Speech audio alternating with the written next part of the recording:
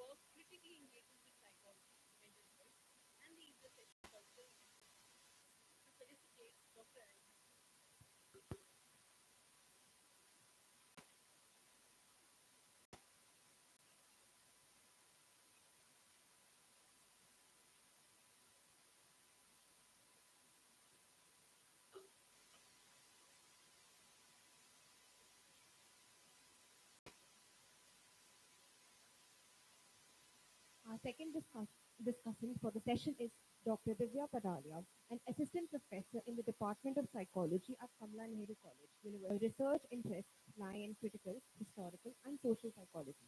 She has been actively involved in research projects, including the Supreme Court Commission study on the psychosocial aspects of writing, educational studies, the flagship journal of the Comparative Education Society of India.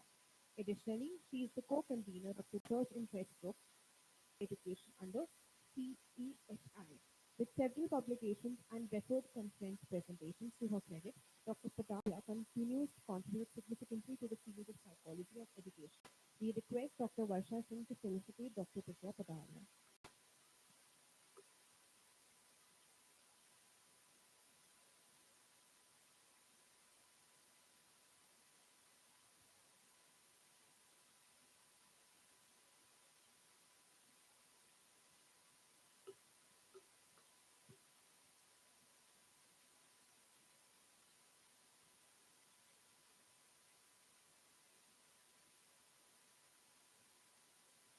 We now respectfully request our dignitaries to proceed with the session.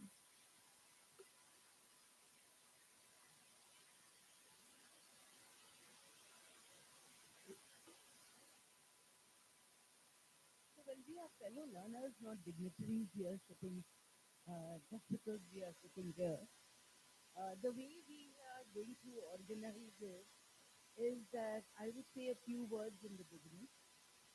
This will be followed by a presentation, or two presentations by our young colleague, Divya Padalia, reading repeatedly that psychology in India is colonized. People have also been expressing the reasons why it's been colonized. And one of the important reasons that I always find, I may be wrong, but a lot of our, you know, earlier psychologists, after independence, went for their training abroad. And when they came back to India, the kind of psychology that they tried to do and impose on us was the psychology in which they were trained. Um, and that I see as one of the major reasons. I mean, that's not all, but one of the major reasons. A ray of hope was seen sometimes in late 70s and 80s, where, and this we have written at some other place, we have more home-trained psychologists coming over. Now, the advantage that these home-trained psychologists had was that they were closer to the social reality of the Indian context. Not only they were closer to the social reality of the Indian context, they were also trained by the senior psychologists who were very sound in methodology, theory, and method, which they had one day. And therefore, it was this group of psychologists which started raising issues about indigenization, Indian psychology, decolonizing of psychology, etc. Now, you, I think we all do understand that when we import a discipline or import a science, we are many times not able to understand the local reality because the local realities are different and the imported discipline and the imported theories are not able to understand the various ramifications, and this has been probably well acknowledged. Also, the Euro-American educational legacy that we have had, that has also had a very profound impact on the development of psychology in India. Um, Now, I think I would like to talk more about what happens when we borrow a discipline and try to understand the social realities or the social context in a context which is completely different. Um, a lot of work recently has been done, and I have also been writing on it, psychology in the majority world. And we talk about the majority world, we talk about, well, apart from Euro America, all the other major places where psychology is being done. Now, there are two things that have been identified and which are very relevant for this kind of a discussion, which I would very briefly like to just introduce. One, of course, is culture blindness. Okay, because human beings are dependent on the culture in which they are. A lot of their learning is cultural learning. And theories and models which are developed in the West, they are blind to the culture which is there in another culture, whether it is India, whether it is Latin America, whether it is Africa, because these are the majority worlds that we're talking about. The other is also topic blindness. Even today, we see the topic, and because some of us, by virtue of our age, have the opportunity to review a lot of thesis, review departments. I was surprised to see a department where they were talking about the new work on gender that they were doing, which is called Cinderella complex. And I tried to ask them some very difficult questions about the Cinderella complex, which obviously they were not able to even understand or answer. But that that would be one example of topic blindness that I may give. You are not, and they said that this is a new trend in gender psychology. Well, if you look at gender psychology, there are much blatant issues that need to be understood, not Cinderella complex. So this would be just a little example that I would give. The other is also lack of inclusivity that we see. So if you look at Indian research and if you look where the research is being done, well, unlike the Americans, we are slightly better. Most of the research in America is done in undergraduate classrooms. We are slightly better, but still a large number of studies are still done on student population, even in India. It's the convenience of going to the classroom, it's the convenience of getting the sample.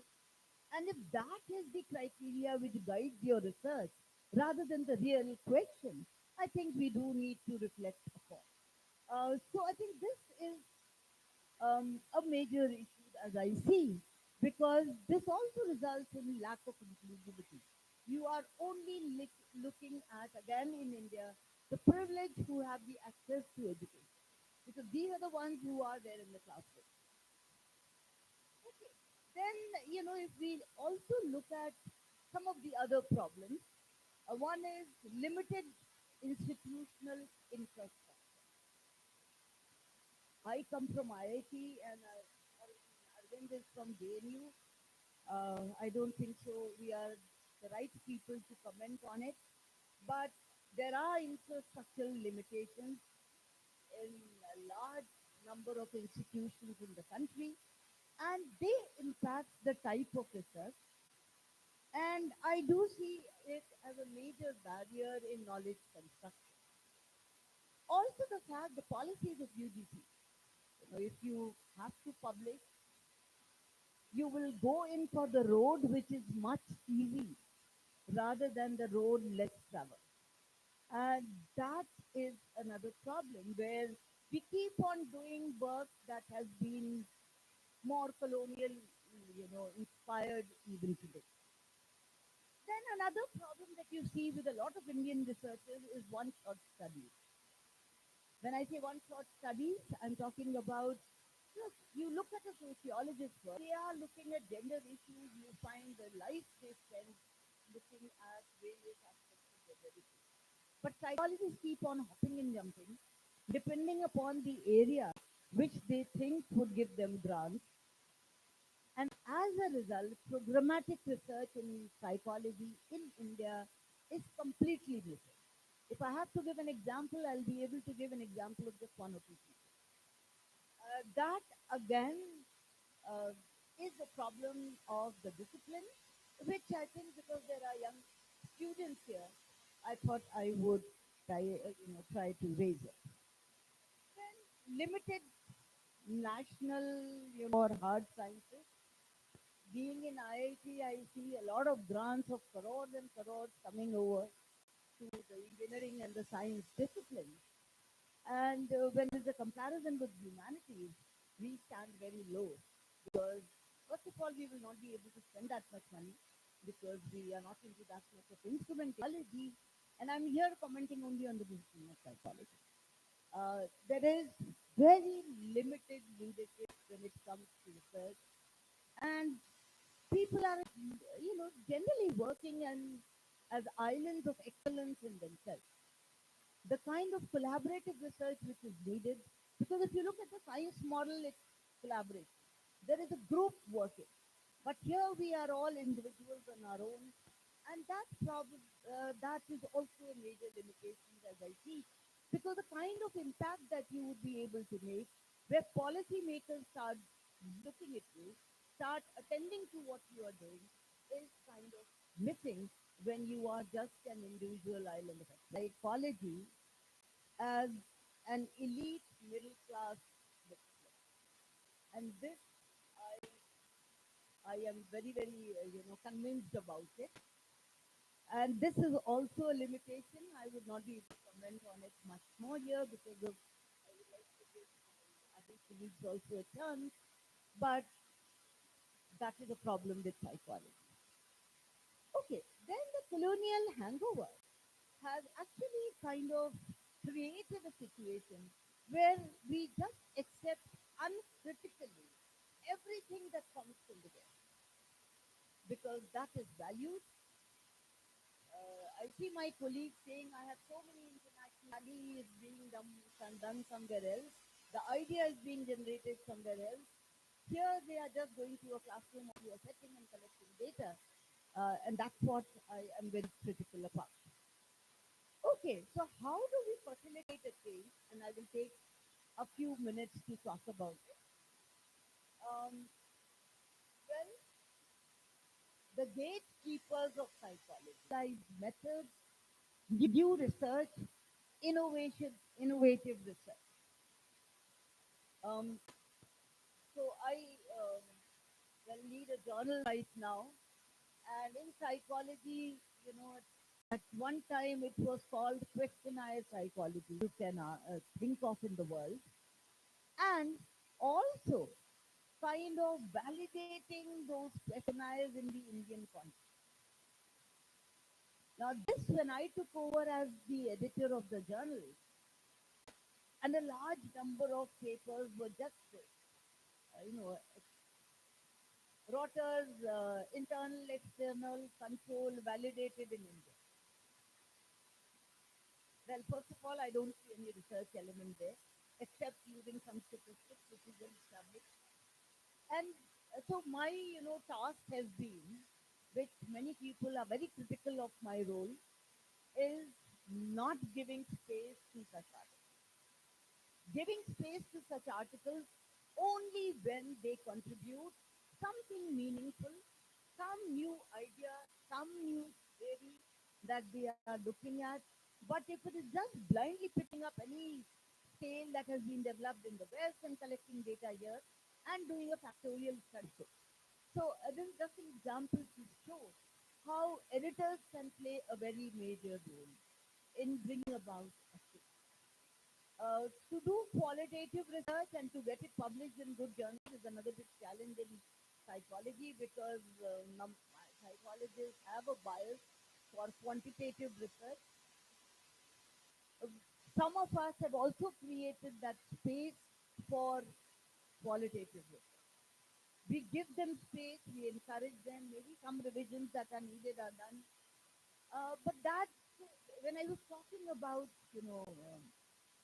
gatekeepers, I had in mind the journal, editors, and I can see their role as very important because they can guide the kind of research, the kind of theory, that one is expected in the current domain. Also, I think there should be, language. When you look at having been doing that work for nearly 5 years, language becomes a major concern. When you look at Indian journals or papers submitted from not just India but Middle East and other countries, Latin America, Africa, I think some kind of handed so far. I will stop here and request whoever wants to come first, either Vicky or Divya. Maybe alphabetically you go first. Vicky, pehle aap will take some time. And then we will still have some points, but I will talk about them with given time. So thank you and welcome.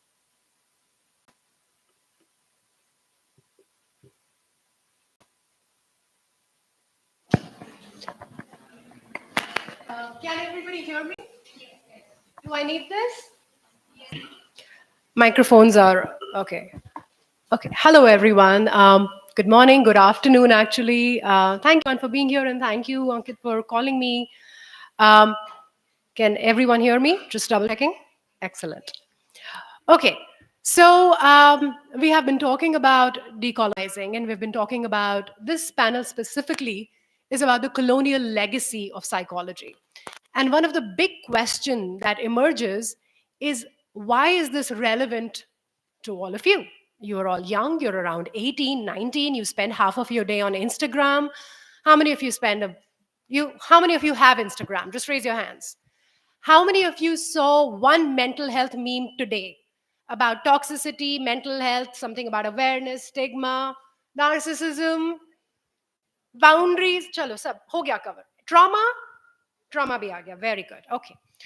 So, the point is that in your everyday life, you are inundated with these concepts that consistently shift and shape in what we call a looping effect. It is a beautiful concept given by philosopher Ian Hacking, and change your experience. It builds your experience. So, when something bad happens in your life, what is the appropriate response to it? What is healthy? What is unhealthy? Am I supposed to have flashbacks and nightmares? Am I supposed to not feel anything about it? A lot of these narratives on mental health change that about you. They define this for you. The problem then emerges that a lot of these concepts that have become part of our.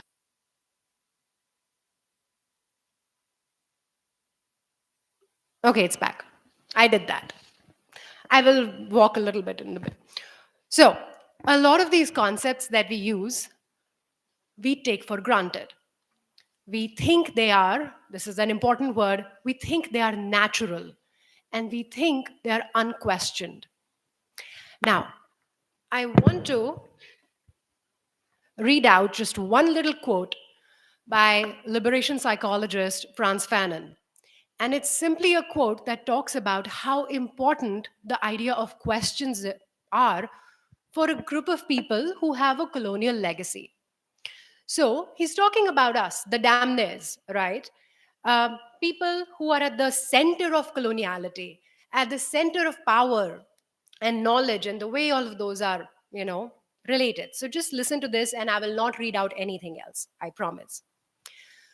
Coloniality aims to make it impossible for the damners to assume themselves as questioners, which is why the control of the means of producing knowledge is so key in modern colonial societies. This is what makes schools and universities so fundamental sites of decolonial struggle. The generation of questions are part of the drama of a subject that starts to regain its humanity in reaching out without masks to others. In a very, very fancy way, what Franz Fanon is trying to tell us that what we are doing today, the very questioning of the concepts that we use in everyday life, from toxicity to narcissism to trauma to boundaries, um, as long as they remain unquestioned, it partly also is because we are subjects of a certain type of coloniality that tells us that these are natural concepts that should be taken for granted. So, what we do now is we begin to question it. Okay. And we ask simple questions like, okay, um, psychology students, attachment theory सबने सुनी है? ठीक है, एक avoidant है, एक good attachment है, एक safe है, ठीक है. So the wonderful work of Heidi Keller and Nandita Chaudhary takes us into a different realm, and they ask us, is attachment theory really universal? So think about the strange situation test, which most psych students have heard about, right? There is a bacha in a room in a very strange lab setting. There is a mother there, and a stranger comes in. Then the mother leaves after a point, and we try to see how this bacha will respond जब mummy वापस आती है. क्या वो खुश हो जाती है? क्या वो रोती है जब मम्मी जाती है? Does she not care कि मम्मी चली गई और वो वापस आ गई? These are all questions that tell us something about this child. Is she, securely attached to her mama? Does she care that mama has left? Now, Keller and Chaudhary, among others, their work tells us that, wait a minute, in a place like South Asia, where most of us have grown up with neighbors, uncles, aunts, cousins, side wale uncle ke bacche, who have all raised us and we have raised them, do you think a child would behave with distress if her mama leaves the room? What if she doesn't care if mama leaves the room because she's raised by multiple people? So we call this a many child and many caregivers model. For that matter, as Nandita Chaudhary once said, the concept like parenting is kind of a little alien in India, where the concept is palan poshan, the Hindi word. It's child rearing, nutrition, and care. It's not about the parents. So, a million parenting books that come out of developmental psychology and developmental theories don't fit that neatly in our context. So, this is the reason it becomes important to question these things, right? The conversations we are having today. And when it comes to the colonial legacy of psychology, there are some fun examples that you could read about and we could look at it more than many other disciplines. Psychology has a much more close alliance with coloniality and fascism than many other disciplines. So, for example, one of the architects of South African apartheid, I don't know if you know this, was Henry Worwood. He was a psychologist. Um, the eugenics movement, out of which Hitler saw America and he was like, ये तो बहुत सही idea है, ये हम भी करेंगे. Psychologists primarily were hugely responsible for the eugenics movement. Even more recently, in the US, when civil rights were being fought for and African American men were fighting for equal rights, there was a tendency to call them schizophrenic and say they're just paranoid, right? They don't have rights, they must be paranoid. Clearly, who wants rights? So they were put in asylums and psychiatric institutions and doped with antipsychotic drugs.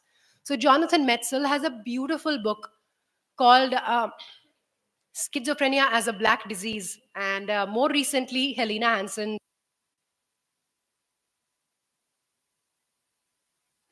Hello. Okay. It's because I'm pressing it by this. Yeah. So, um, I wanted to quickly talk about how we still see coloniality, at least in a South Asian context, right? And ma'am actually has talked wonderfully about it in both our lectures at this point. How rigorous your curriculum how good it is measured simply by the standards of how it matches up to the curriculum in most Euro-American universities. As simple as that. Does it apply? Does it work with the people around you? Um, when I was an undergrad, I never questioned if these theories I was learning were actually applicable to the people around me. I loved existentialism, I loved psychoanalysis, but no one for a second told me why is self regulation in a child important? Why is it not equally important that other people help you regulate your emotions? What's so wrong in that? Right? Or um, in a country where you can see a bacha and a mama getting in a bus and then माँ थोड़ी थकी हुई होती है तो पूरे baby को बस में एक एक करके लोग पकड़ते हैं, will that bacha be really scared of a strange situation? None of these questions were brought up to me, and I never questioned this either. So a huge part of it is that the rigor, how good our curriculum is measured by these things, right? These are the standards. The other is that our understanding of what is healthy, unhealthy, what is therapeutic, which every day you read about, is deeply influenced by values that we don't see. They remain unquestioned. So let me give you an example. Um, exam से पहले सबको nervousness होती है. किसको पेट में दर्द होता है? उल्टी आने का लग. Come on, raise your hand. पेट में दर्द. पेट वाले कौन? Okay. Feeling like vomiting, all of those things, right? Absolutely. Now, there is a tendency for us to say that a more healthy way of processing emotions is to do so psychologically or verbally, right? You talk about your feelings, you process it, you truly feel it, right? As opposed to somatizing, you experience it in your body. Now, if you look at the work of wonderful anthropologists, Lawrence Kermere or Arthur Kleinman, they have all said that, ये जो body में जो चीजें feel होती है ना, that is more common in majority world. People just do that, they have that. चाहे वो पेट दर्द हो, चाहे इंडिया में धड़ धड़ की जो feeling जिसको हम immediately देख के बोलते हैं ये तो anxiety है. But you are now putting a word on that. And as you put a new concept on someone's experience, their experience also shifts a little bit from dhar dhar to anxiety. So, um, in this context, then, the fact coloniality kahan aati hai? Lawrence Kermere charts this historically and shows that this tendency ki verbalization, अपनी feelings के बारे में बात करना, which by the way is a wonderful, beautiful thing. Nothing wrong with that. Okay. But to think that that's the more superior or better or more authentic or truer way to lead your life, that is problematic. There are multiple ways people process. There are multiple ways people, you know, um, deal with distress. And given that when Euro-American movements were happening and they were looking at many othering cultures or othered cultures as places that used to feel things more in the body, there was a whole set of literature that came out and said that it's a primitive way. Somatization, feeling things in your body, is primitive or related to a very savage way of being, as opposed to thinking it, feeling it, processing it emotionally. So it becomes relevant to you because you can't let people tell you what's the right and the wrong way to process your own experience, right? Because it can capture your experience and turn it into something homogeneous. There are so many multiple ways of doing this, right? But then it becomes a singular way. ऐसे ही healthy हो गए, वो किया तो गलत है, ये किया तो गलत है, इस पे tick mark है. ठीक है. So, by the way, for those of you who are interested in trauma theory, there's a wonderful history to that. The idea is that talking about trauma is the only way to deal with trauma. We used to do this thing called critical debriefing. It turned out it was actually hurting patients far more than it was helping them. It's when somebody goes through a traumatic event and you make them talk about it repeatedly for a few weeks. The idea is कि इससे trauma चला जाएगा, process हो जाएगा, but the very opposite was happening. That is just a fun fact. Fun fact. Yes.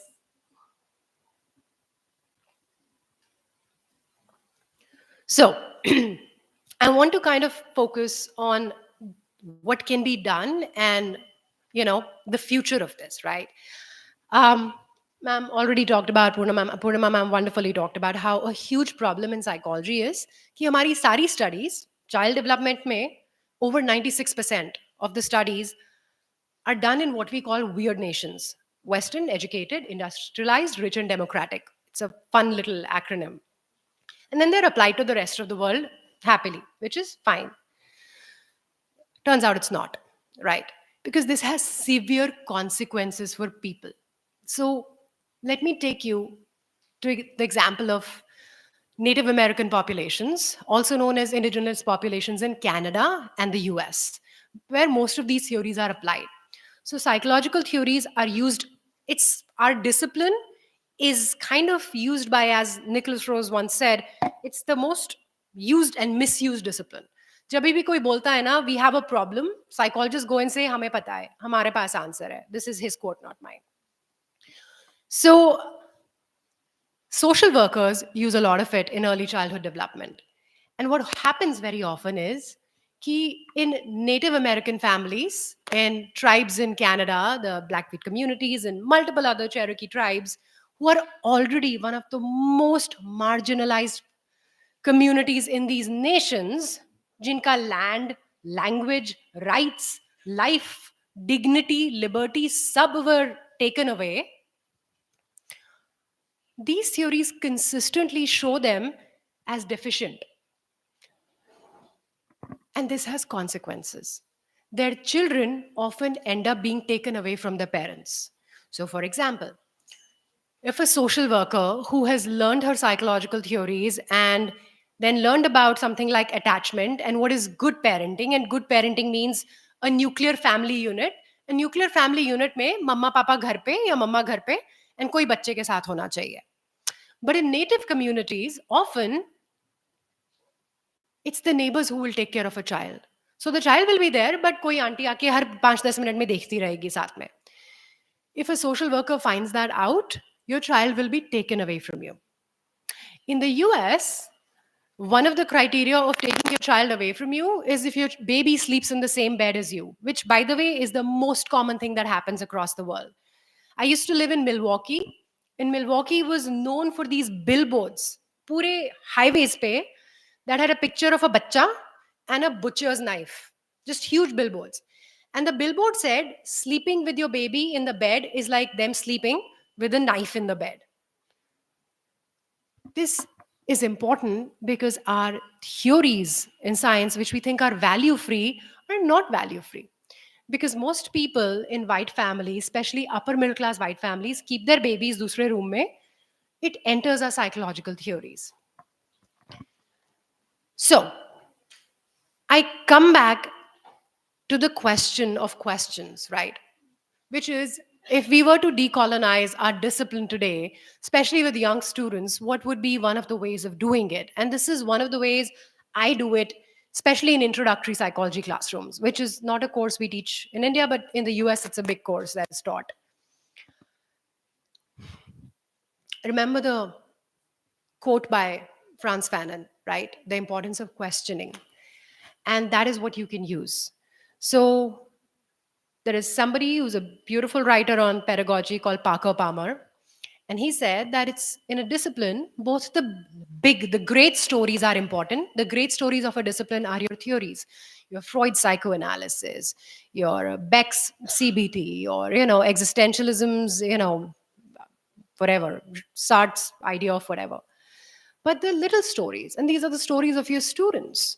So we would ask students to take 3 questions in a semester and work on them throughout the semester. Questions that were personally important to them. Why do people cheat in their relationships? Why do some people procrastinate? Anything that a student chooses. Why do I get so nervous before exams?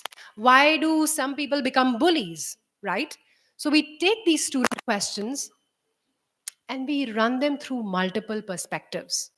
And to decolonize this way is what Adams has called denaturalization. You take concepts that appear natural. So let me do one for you. This is a student's example. She picked up the question, Why do some children become bullies? And the first thing we did was we studied about the bio evo perspective in psychology.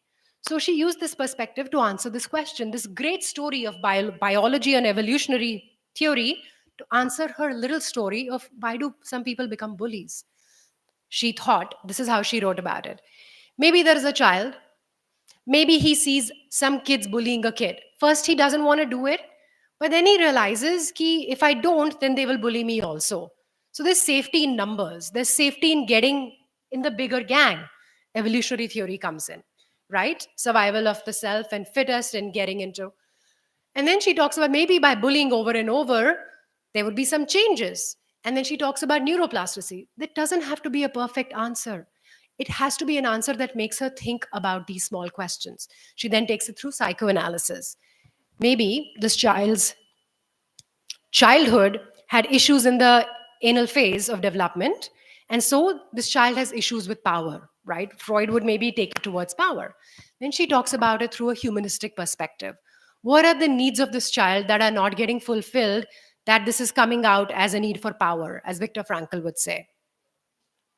When you take a small question and you use multiple perspectives on it, what you show students is a behind the scenes. You show them ki it's not just a theory that I'm teaching you, that these ideas and these concepts in the discipline have emerged from somewhere, and they are useful and they are important, but they are limited and they only apply in certain situations at certain times. And you can use them. Okay, yeah, this is the last thing. And in doing that, you actually teach them that one of the ways to decolonize is you consider that things are not as natural as you thought they were, that they can be questioned, that everything that you're told in classrooms or on social media about psychology is something that you should take with more than a grain of salt. Okay? So I'm going to stop here and I will give this to.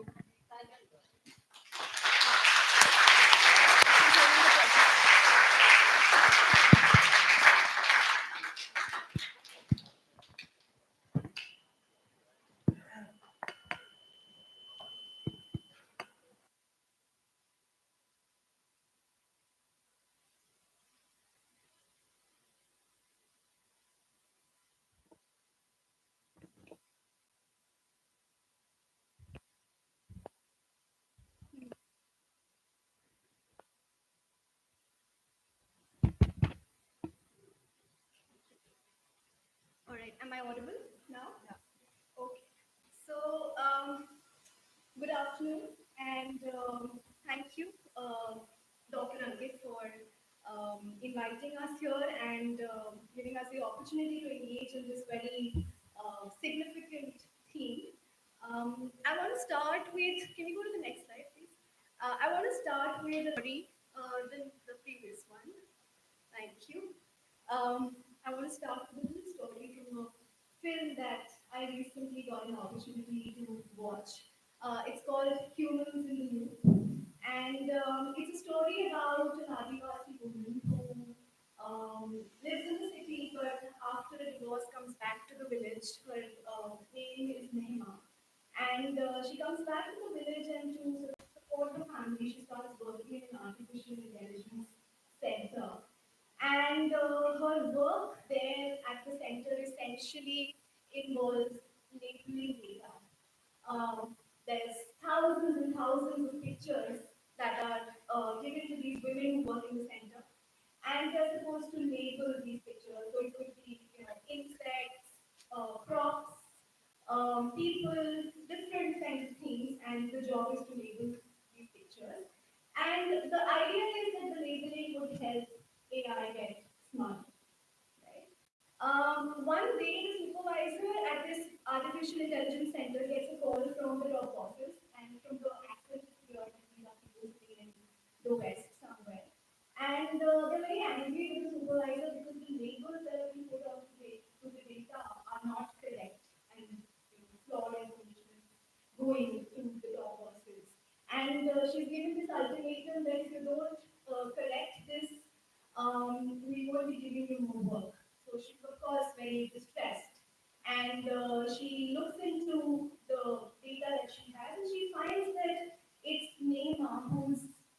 labeling some of the pictures incorrectly. And so she's summoned and she's called and she's asked what is wrong and why is she not just following the orders and doing what she's supposed to do.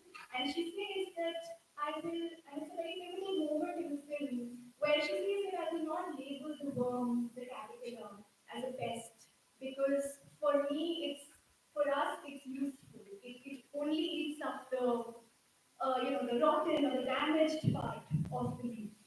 And the reason why I begin with the story is that this idea of the caterpillar as pest is what I think is representative of the colonial bias and the dynamic of dominance and oppression on the one hand, and Nema's response as resistance to that domination. And and this is what we are discussing here today. And this sort of takes us to the question of the historical process of colonialism and how it directs us to certain questions about what knowledge is considered legitimate, whose stories are considered legitimate, whose stories are told. So with this, I will center my presentation on two, three questions, main questions. One is how Euro-American psychology or mainstream psychology and colonialism have sort of interacted and intersected to create a certain kind of psychology that we have today. And how is this bearing its mark on the present, and how can we think, imagine, dream of alternative psychologies for the future? The next slide. Um, Bernard Cole, who was an anthropologist, I'm starting with an anthropologist, who through his work, starting from the 1950s up to the 1980s, which is published in this volume, it's called An Anthropologist Among the Historians and Other Essays, has shown how British colonial power has constructed knowledge about the Indian society and its people.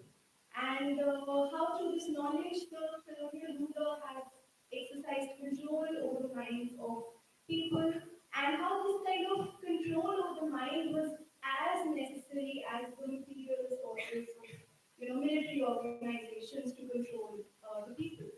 And the next slide. And the institutionalization of the modern discipline of psychology is can be considered as one of the attempts to introduce this colonial modernity in India, where, like Dr. Ayurvedi has just explained wonderfully with those examples, in the garb of being value neutral and objective, modern psychology has actually has attempted to control and not just modernize people, but also demonstrate that there's some kind of intervention that is required for people here because psychologically they're probably not as sufficiently developed and hence require some intervention. And this intervention was of course also seen as a very noble act of the of civilizing the underdeveloped, the savage. And so we basically through this we understand that the discipline is not as value neutral as it is made out to be. And in our first year undergrad psychology, the definitions that we are first taught of psychology is that it's the science of scientific study of mental processes and human behavior, and all throughout our academic socialization into psychology, they're told to be objective, to be neutral, and all of that. But even in its own genesis, psychology is not as neutral. And with this, I sort of come to the question of I focus on the idea of history, and there always has been an interest in history of the discipline of psychology. And Eben Ross has written, next slide. Eben Ross has written long back that psychology has had a long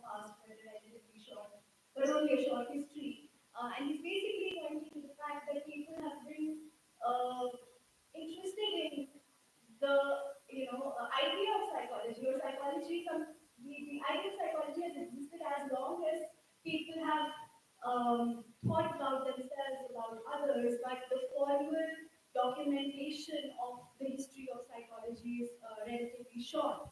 And related to this idea of history is the idea of historiography or how histories are written. And Danziger in 1990 has noted that there are two different types of histories or two different ways in which histories are written. The first is progressive history. I think there will be some psychology students here in the audience, and you would be studying the DOPT paper, the development of psychological thought paper in your undergrad. When we were students, some decades back, we were taught this paper of systems and theories in psychology, right? The systems and theories of psychology paper was something close to what is the progressive history of psychology. It is more linear. It is also called the great lens history. It's given in a very linear, very objective manner of this happened and that happened kind of a history. And this also is known as Whittish account or Whittish narrative of history. On the other hand, we have a more critical account of history, which is the anti-Whittish accounts of the discipline, where a lot of emphasis is given to the social and the political contexts in which those events and those things were happening, and silences, ruptures, discontinuities, all of these things are not just put onto the side and ignored, but they are also made part of the idea of history. For instance, why is it that there are certain kinds of people who don't figure at all in when we talk of psychology and psychological discourse? So, in the understanding of historiography, when we typically look at the history of psychology, we find that um, generally in psychology, the history often written by psychologists who are not trained in the writing of history has been a very progressive kind of history or progressive narrative, which shows that everything is going from dull, dark days to these really glorious times. And this is just the general trend in writing about history. But for us to give a more holistic account of a discipline, it's important that we take a more critical stance at the development of the discipline and look at the critical perspectives to the history of the discipline. Next slide, please. Uh, when we look at these anti-British accounts, one which comes from India in the 1980s, a book that was written by Professor Decolonized, who is one of the pioneers of psychology in our country. Psychology in a third world country, the Indian experience. In this book, Professor Sinha talks about four phases of the development of psychology in India, and he talks about the pre-independence phase, which is before the independence, where, like Ma'am also said, a lot of experimental studies were being conducted, taken from the West with very little variation in them. The second is the post-independence phase, which is also the phase of expansion. This is up to the around 1950s, 1960s. And here, this is of course marked by the attainment of independence and a growth in rational consciousness and national pride. And this is when there was an upsurge of research that was happening in psychology. There was almost a 90% increase in the kind of number of researchers that were happening in psychology, and a diversification into several different branches of psychology. But despite this new consciousness, there is still a lot of dependence on Western research, Western models, and the kind of work that was being done was still the replicative kind of studies that were being done in India. The third phase is the phase of problem-oriented research, where studies were being conducted with the goal of solving solving some kind of social problems that existed in the country. And the last phase is the phase of indigenization, where scholars in India began to question Western theories and their appropriateness to the context, the social cultural context of India. And it is in the context of indigenization that it becomes important to distinguish between what we know as capital P psychology and small p psychologies, right? Um, when we look at the distinction here, capital P psychology is basically the academic psychology that we are all familiar with, which claims to be universal, which claims we talk about generalizability in our practicals when we do our researches, right? It claims to be universal, it claims to be mainstream, but on the other hand, we also have small p psychologies, which is not the dominant psychologies, but what is prevalent across, across the country, given the diversity that we have. Every few kilometers that you travel in the country, there will be a different kind of psychology that you will encounter. So this is the distinction between the capital P and the small p psychologies. And in fact, capital P psychology, if you look at it, is also just one of the small p psychologies. It's just that it has sort of um, dominated the world, and has the Euro-American model has sort of been perpetuated across the globe, and it has been shown to be the psychology. But if you look at it, it's just one of the small p psychologies.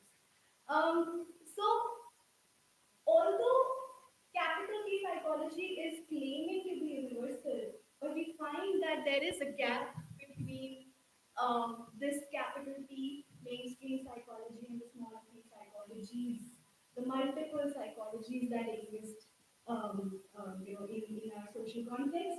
And can we go to the next slide? Thank you. And what we find, yeah, I'll just end it. And what we find is that, in our mainstream capital P psychology, there is hardly any mention of these small p psychologies. And when we are, uh, when we are eliminating a large reality of a large number of people, and in fact, one of the papers that you can read to acquaint yourself with this is Purnima Ma'am's 2001 paper, which was published in Nature, Human Behavior, where she talks about how almost 60% of the population of our country is not represented in the psychology that we study, which is the rural populations, the poor people, and a lot of other different populations which are eliminated. And this elimination, where you are denying a community and a group, their right and their value as knowers, is a kind of violence, and there is an injustice. There is an element of injustice in that, right? Next, please. So, what we, I'll just sort of end with a couple of points here. What we have as a challenge today is still that, and a kind of internalized colonialism that we still have. In a lot of times when I ask in my class if people know who Virendra Shekhar Bose is, do we know who Virendra Shekhar Bose is here? Have you heard the name? People don't know, right? Uh,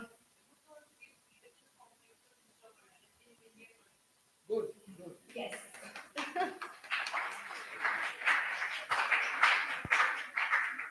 So students don't know who Virendra Shekhar Bose is, but people, everybody knows who Freud is, right? In our counseling psychology classes, we're still talking about American Counseling Association guidelines and ethics, whereas RCI is just nowhere in question, right? And people are, students are really clueless about what's happening with RCI. So there is still a kind of adherence to, in even in our syllabi, to these Western ways of thinking and knowing. And what has earlier by scholars been called the weird within, the acronym that Dr. Ayodhya talked about. There there is no beard, but there's also a beard within the beard, correct? So, just so I'll just end with this quote by Moscovici. Has anybody heard the name Moscovici? Serge Moscovici? No? Okay. So he's one of the pioneering figures of European social psychology. But the reason why I quote him here is that he's talking about two very important things. He's saying that there is a distorting influence of the parent discipline psychology. I'll just quickly read it out. He states that if psychologists are unable to produce forms of social psychology that other social scientists find useful, then those social scientists will invent their own forms of social psychology. This historically is what has happened. It is difficult for social psychologists within psychology, however, to gain an adequate appreciation of the distorting effects of the parent discipline. It is prudent, however, to look for other forms of social psychology that are not subject to the same distorting influence. There is no need for social psychologists to invent new forms of social psychology. They already exist, but they do so in disciplines other than psychology. One needs merely to be literate in these other disciplines. What he's saying is that we need to be cautious, we need to be aware that the parent discipline has distorting effects, because of which a lot of these small p psychologies, the social context is missing because we're focusing too much on the individual, we're too centered on the individual. And he's directing us to go towards other disciplines, which is, I know, a feature of the course that you people are studying, and that's a very good thing. I think you're all studying some generic electives in other disciplines, right? So he's basically directing us to go towards other social science disciplines and learn from there if we are not able to do the kind of psychology that we should be doing. We should learn from the outside. He's telling us to go outside the boundaries and to break the insularity of our own discipline. So I think I'll end it here. Thank you.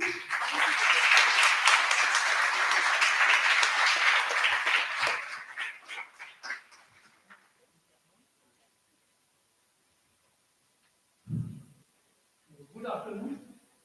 And after three brilliant presentations, it's very daunting task to match their level and quality. And everything I wanted to speak, they have already spoken. So you can understand my level. However, since I have been invited by the organizer of seminar, I cannot disappoint them. I will begin my observation by referring to Professor Gurpreet Mahajan's keynote address and the quotation with which Divya has ended. Professor Gurpreet Mahajan, in her own way, said that uh, I will not comment on psychology, and she commented on all other disciplines except for psychology. And it is no reflection on her scholarship. We know she has already shown the range of scholarship she has.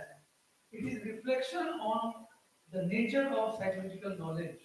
That why such a knowledgeable person and a scholar is not Professor Gurpreet Mahajan. It is quite often said that whenever some conference is taking place at important place, either in the India International Center or in some important university, on important issue that pertains to humankind, not only to one group, psychologists are absent or are conspicuous by their absence in those conferences. Psychologists have nothing to say meaningful which pertains to humankind. Second, when Moscovici, a very powerful quote, two phrases, he says that distorting influence of the parent discipline, and I have no time because it requires 2 hours to explain to a student of psychology what are the distorting influence of parent discipline on the knowledge. And second, very politely says that we have to become literate because useful social psychology already exists that have been created by other social scientists like Professor Gupta Mahajan.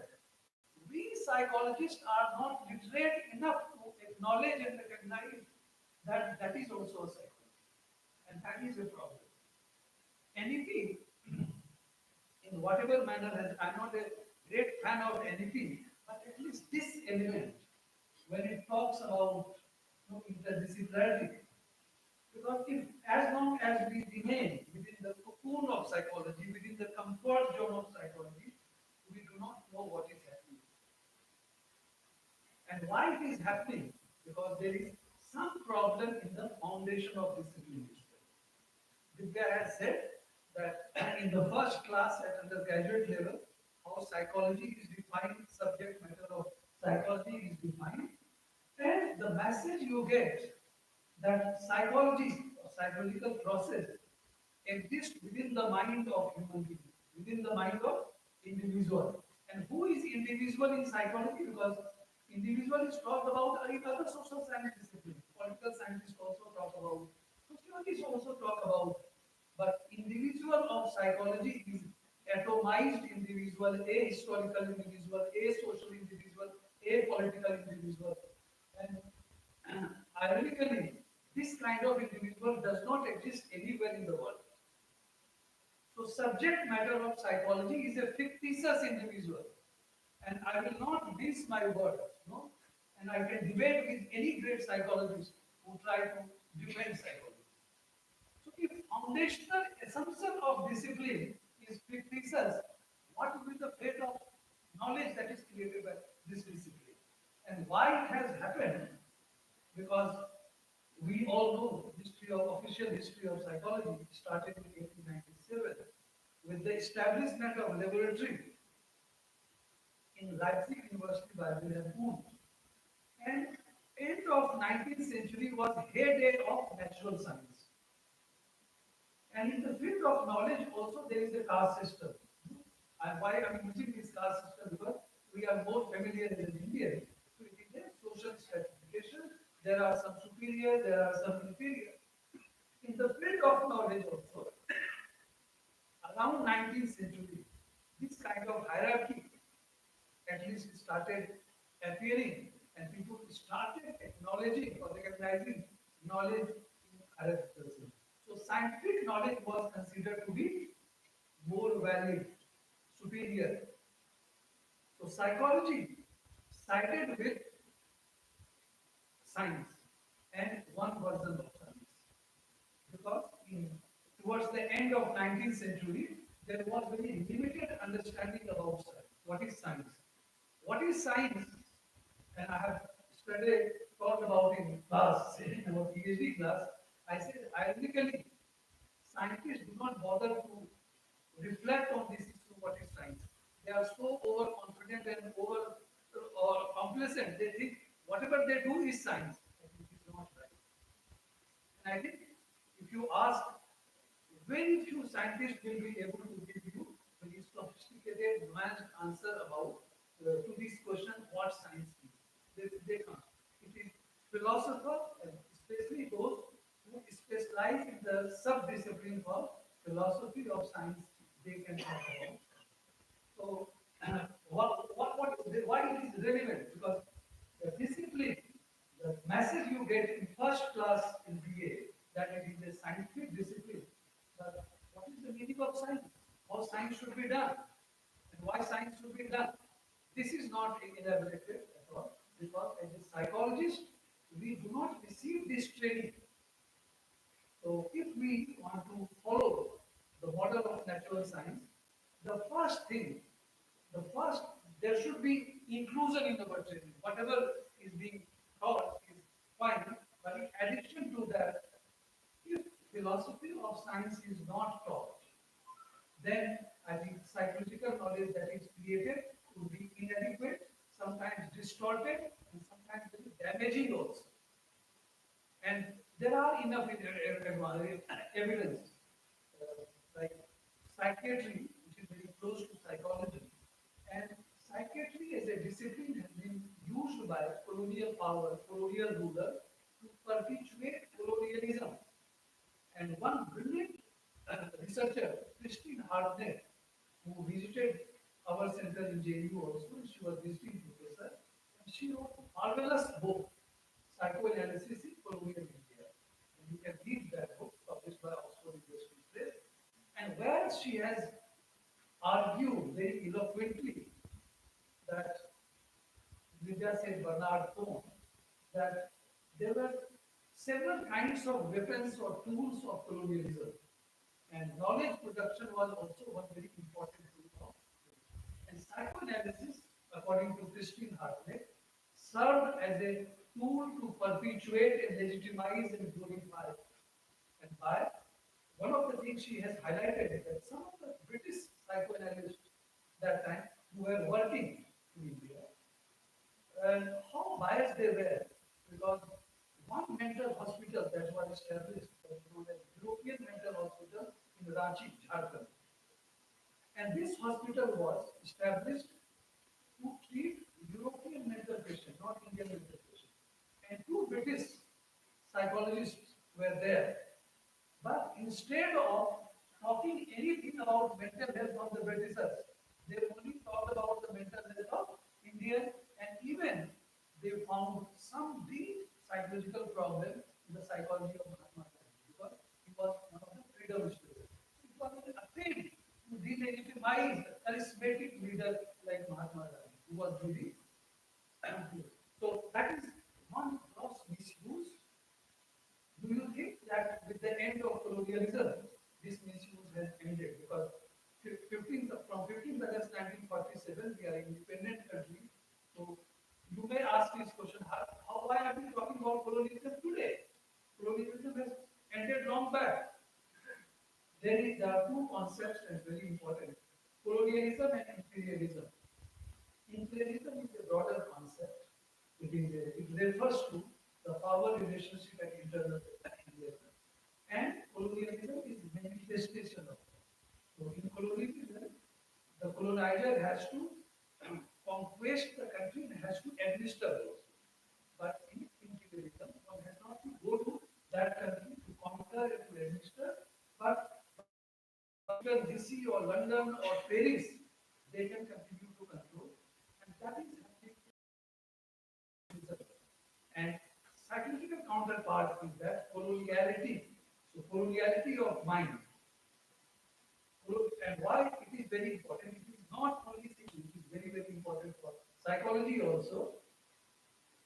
British Prime Minister, ex-British Prime Minister Margaret Thatcher, who is considered to be one of the architects of neoliberal ideology, which was initially a political economic ideology, but statement is very, very important. What is that statement? Statement is that although our tools are economic, but our goal is to change the human soul, human psychology. And by implementing this neo-colonialism, initially in the Western world, but now after 1991, globalization and globalization, it is happening everywhere. And the speed and I will say magnitude and intensity of neoliberalization has increased because of information technology. We all have become a child once again because we all have a toy in our hand, mobile. This mobile phone is not only a mobile phone, it is very active agent of neoliberal globalization. And this is word of one of the top sociologists of the world, that is Anthony Giddens. He says that anybody who is using internet is participating and in advancing and perpetuating globalization. So we all are agents of that. So it is today because of the larger change that human psychology has changed. So if we that was produced in towards the end of 19th century or beginning of 20th century, that was psychology of human being that existed according to socio-political situation of that time.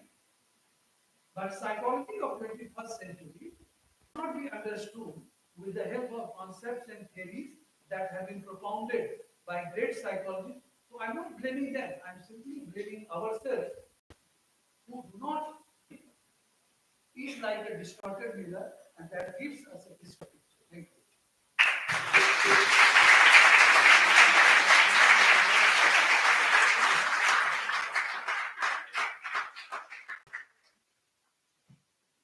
Can we answer? Can we have one or two questions?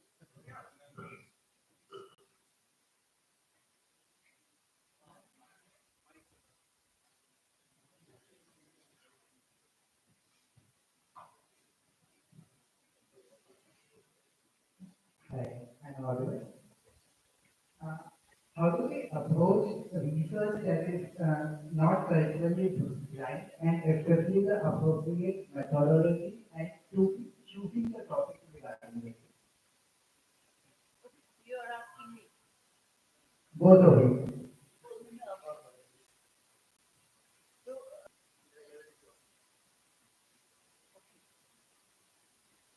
so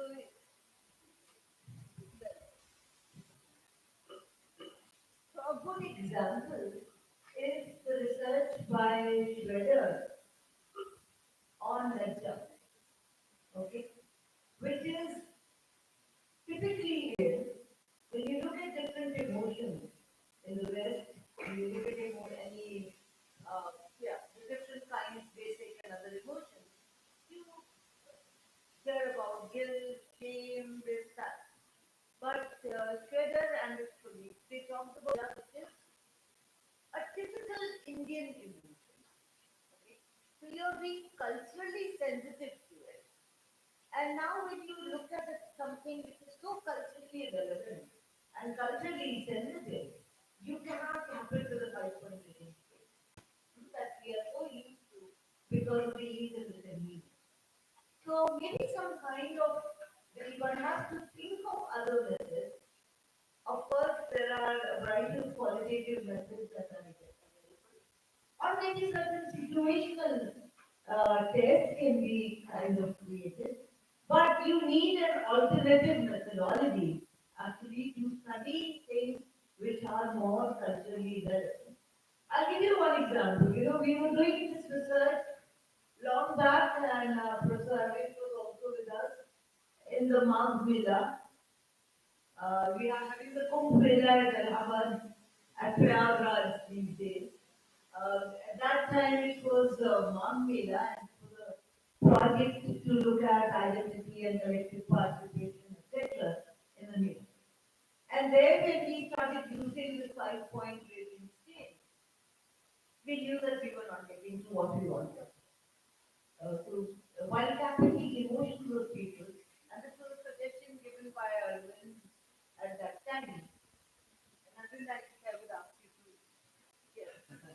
Yeah, because in psychology, as Madam has said, that we have a tendency to use to measure for everything, and we use one instrument we call Likert 5-point scale. So most of the pilgrims were from rural area, either educated or very less educated. So when we showed our rating scale, it was not meaningful to them. Yeah, they They could did, even comprehend it. they do not. But since I come from rural area and I know how people understand and communicate with each other, so this generation, are you familiar with this term Anna? This generation will not know. So one rupee is equivalent to 16 Anna, which means 25 paise. Now paise you don't see. So 25 paise is 4 Anna. 50 paise is 8 Anna. So in rural area, generally people talk about it. So what Even do if, you yeah, so if you ask, कितना संतुष्ट हुए 8 Anna, that is the answer. So in rating scale, I suggested it was accepted by all the fellow researchers. I said they are familiar with this system of Anna. So let us put point. So we make it 4-point scale. So at one end, one chawanni, then in at other point, one written on another or a dummy, then three chawanni and then four chawanni. And when we tried it out in the field, it was well. They understood it. So that is one example that we can use our cultural sensitivity, that how we communicate, how our fellow beings understand. So we have not to copycat of Western psychology. And there is nothing, we use the term or concept, reliability and validity of measures. I think real validity is that it is understood in a proper manner and it helps human beings to communicate with each other. Even if it is technically, psychometrically valid, but it does not help in communication. Is it valid? So there are many so-called valid instruments of test of psychology are not valid at all. it has been scientifically demonstrated. I will just give you example. One Wechsler adult intelligence scale, which has six verbal subtests and five performance tests, widely used not only to measure intelligence but for clinical diagnosis.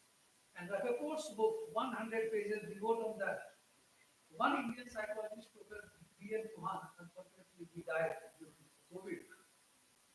He used the concept of psychometric images and he found that out of 11 subtests, 10 subtests do not have psychometric images. Even though they are reliable and valid, they do not measure what they are supposed to measure. Does that answer your question?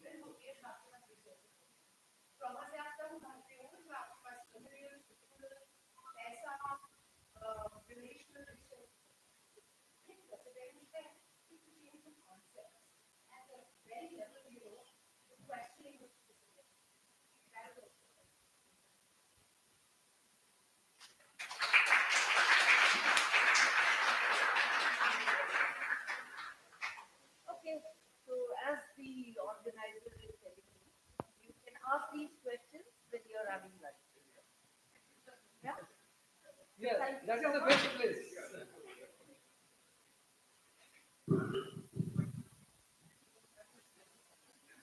I wanted to say something before the vote of thanks. As Purnima ma'am mentioned, कि कैसे institutions वगैरह भी influence करते हैं methodology और the research topic that we're doing.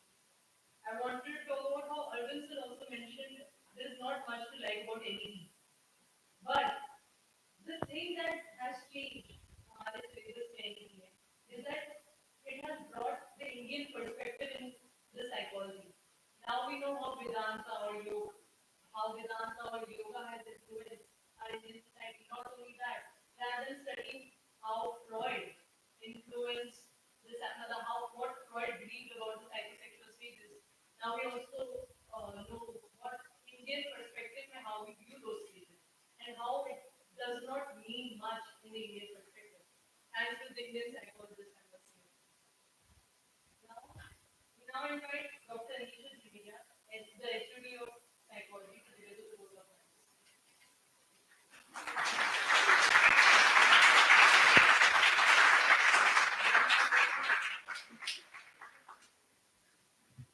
thanks. Good afternoon, everyone. Good afternoon, the panel. It has been truly a delight to listen to all of you. When Gurpreet ma'am began with uh, the line that has stayed with me, that difference is the lens, I think the panel has put that together very coherently and in a very tight knit, very simplistic manner for the students as well as the faculty to understand what we need to introspect upon. Some of the words that I think should stay in the minds of all of us are when Ma'am Purnima Ma'am said replicative psychology, when Dr. Ayurdhi said denaturalizing the concepts, when uh, Dr. Divya said, we look at the multiple small P's, multiple small psychologies that lie within the discipline of psychology. And when Arvind sir coherently pointed out about the neo-colonialism. So I think the line and something that we need to go back with is what we consider knowledge, and what the panel has also reiterated, what we consider knowledge has the power to colonize us again if we don't question the way it's written. So I'm really grateful to all of you for making this a very enriching discussion for all of us. Thank you so much.